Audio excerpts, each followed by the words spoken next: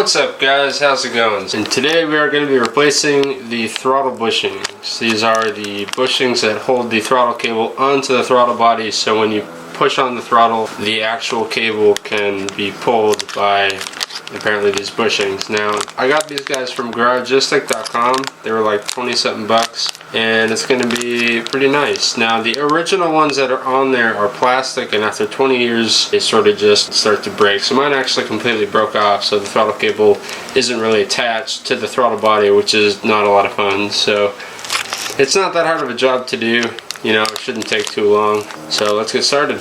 So in order to replace the bushings, the first thing we're going to have to do is get to them, which means pulling off everything up until the throttle body. Because I was already working on everything sort of loosely and connected there, I already have the map disconnected. So to remove the airbox, if you have the original one, there's a bolt here and bolt right down there. And then I always take the airbox and the mass airflow sensor off as one, and that's just a flathead screwdriver. You just hit that guy with a flathead till it comes off. So now with this boot, one of the things you have to disconnect is this line that runs underneath it. That is the line to the auto control valve. To pull it off, you just hit this guy with a flathead and he just pops right off. So don't pull on him too hard once he's out, as he still has hose to the auto control valve connected. I pulled them off already, so it's just sort of hanging out here. But now if your car is equipped with traction control, you have two 10mm bolts, one right here and one right back here, and those guys just come undone. If you don't, that rubber boot that was right here just wraps all the way around to the throttle body. So, and I always just bring them up and set them here so we don't have to disconnect anything. Now from here you can see where the actual bushing is, that plastic part right there, and this is supposed to be part of it, and that's not part of it anymore. So that's part of the reason, well, that is actually the single main reason we're replacing it today. So this part is supposed to hold the cable in place while you actuate it, but it just sort of hangs out, and you can see it's loose and it comes out of the throttle body pretty easily. So I'm actually going to take off the throttle body just to make it a little bit easier so I'm not working down here. And that's done by unbolting 4 bolts here, here, here, and right back there, and they're all 10mm. I recommend using a deep well socket, as short well sockets can get stuck up inside there and it's kind of a pain. And that plate just sort of comes out. So I'm just going to disconnect that guy, and then we can lay the throttle body up on the manifold like that to give us some more room to work. So to get the cable out, all I really did was take a small flathead and just sort of pry him on both sides until he just sort of popped out. It helps if you want to like pull the throttle back, gives you some more room to work. Okay, so now you can totally see where the bushing broke right here. So I'm just going to unscrew him all the way up to the top, and he should come out just like that. And now we got to get him off of the throttle cable, because I'm not going to use him anymore. I actually don't mind putting some hurt on him, so I think I might just take a knife and try to pry him off, or maybe some wire cutters. When you're doing this, just be very careful not to catch the actual throttle cable. There we go. So this is the new throttle cable bushing that's going on instead of the plastic one. Now the beautiful thing about this design is that they provided an actual little slot right here to slide the cable in on. So we actually don't even have to pull the top end of the wire off to fit new ones on. Now if you were going to install new OEM ones, you'd have to pop this little end off, the little end cap of the wire, to slide this guy out and slide the new ones on. But since Garagistic incorporated this into the design, I don't have to do that. That would just require getting a new one of these and just crimping the end of the wire. Now before I start screwing him down on the threads, I'm actually going to put the snap ring that goes with him over and drop that guy down, and then start to screw it down. As for the initial throttle adjustment, you can sort of tell, I don't know if you can see it on the camera, but where it's fresh and then where it gets dirty. So where I think the dirt ends is where previous throttle cable bushing was set to. I'm going to set it just a little bit below that, so that's probably 3 or 4 turns below it. So I know when I first initially start pressing on the throttle to adjust the throttle cable, it's not going to snap the cable because it's tightened less than it would be. So now I'm going to plop that guy in just like that. We're going to take our snap ring pliers and pop them on to the little groove. Okay, so we got the snap ring on, and now we just got to connect the throttle cable to the actual throttle body. So I'm going to rotate it on its side, pull the body in a little bit, and pop them in there. Just like that. And now you can see there's a little bit of slack in the throttle cable there, and we'll get rid of all that slack with just the throttle adjustment. So before we start putting the throttle body back on, I'm actually going to take some throttle body cleaner or a paper towel and actually clean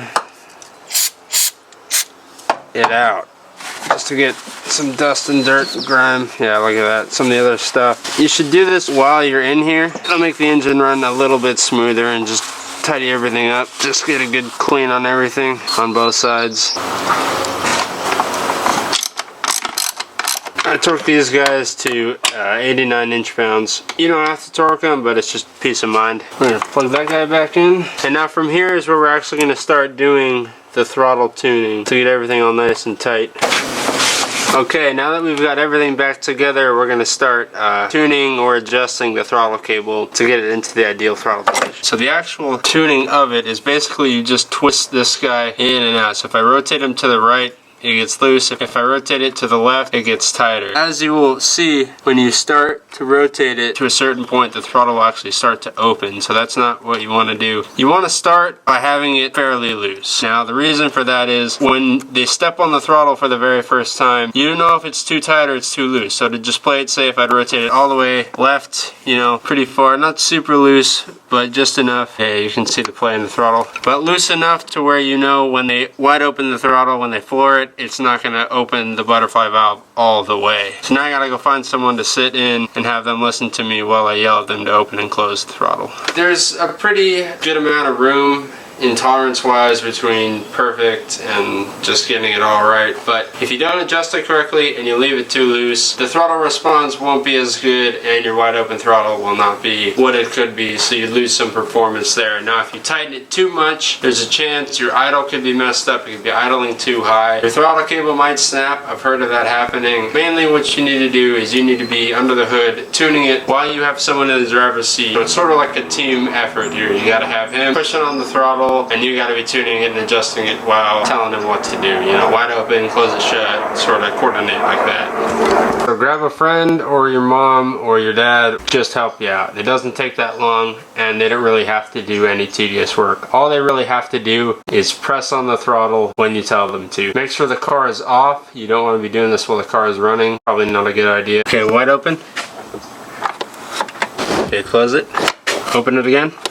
So as you can tell, the throttle body is not opening completely, so I have it way too loose. So now I just got to tighten it down to the point where wide open throttle is wide open and it's shut. So as I'm screwing this down, you can sort of see the throttle body starting to move. It's coming into adjustment. So let go.